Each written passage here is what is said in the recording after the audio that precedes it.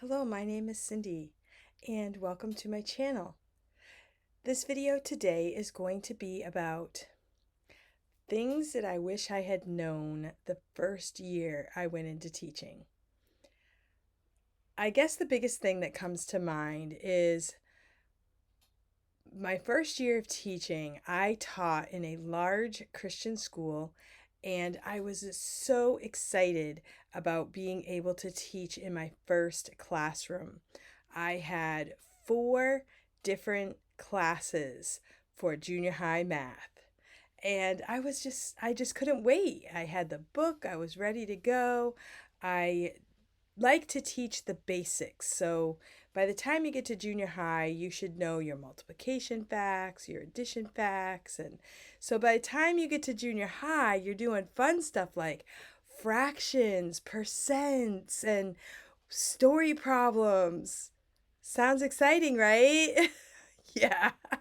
Well, my first year teaching, I realized that yeah, most people don't really like math. And after 4 years of taking higher math classes, I understand, not everyone likes calculus, but addition and subtraction is fun, right? Yeah, well, my students weren't as excited about math as I was, and they were always trying to get me off track, asking me silly questions, needing to use the restroom all the time, putting on chapstick in the middle of class, anything to make it more exciting. So, I guess if you're a math teacher, or if you have some other kind of boring class, or I don't really think math is boring, but maybe kids do. Think of some ways to make the class interesting. I am not exactly sure what would work for you, but I am now teaching math again. I have taken some time off. I did some homeschooling, so I was able to teach lots of different subjects.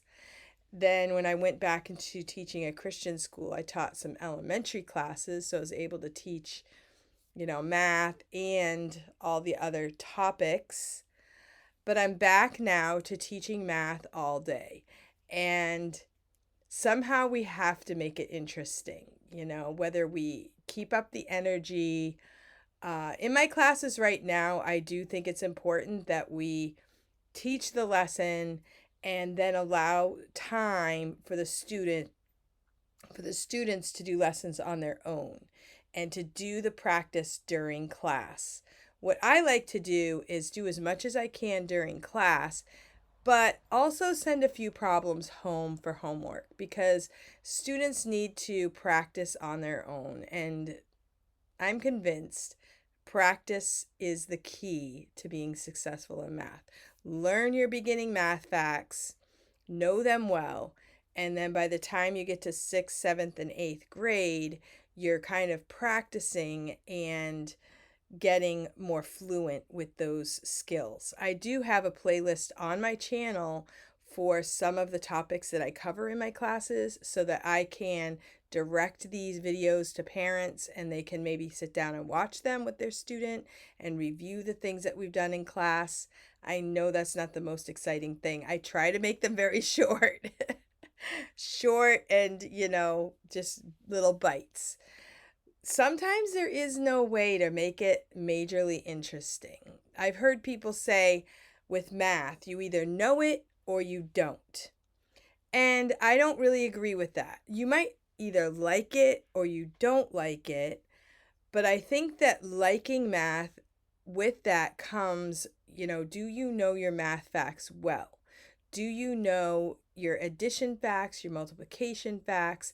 When it comes to even long division, have you practiced it enough to make it easy for you? The more you practice, the easier it gets. So my first year, I think I was a little shocked that everybody doesn't like math. And I have learned over the years, this is the truth. I understand, but we do need to face the fact that we will be using math throughout our entire lives, whether we're budgeting, whether we're paying bills. I tell kids, do you want to make money someday? If the answer is yes, you're going to have to know how to count, you know?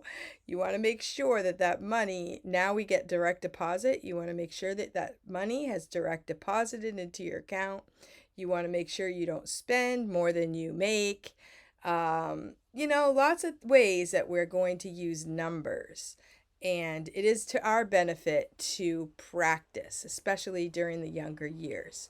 So, what I like to do is just really keep working on this practice, practice, practice. And at the end of eighth grade, kids should have a really good working relationship with mathematics. Then in high school, we go on to algebra and other topics like that.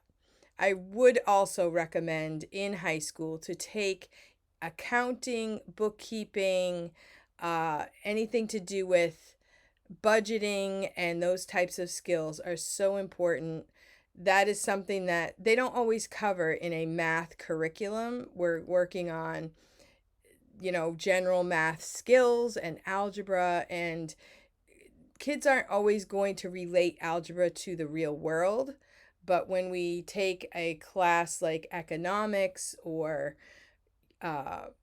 life skills, we're going to learn those banking skills that we need, and budgeting skills and things like that. I think those are really important for the math curriculum. So there you have it. That's my that's my talk about what I wish I had learned the first year of teaching. Thank you for watching, and I will be adding some more videos about tips for teachers. I have a list of videos that I'm going to make in this video challenge for teachers. So stay tuned for the next one. Thanks for watching. I hope you have a great day.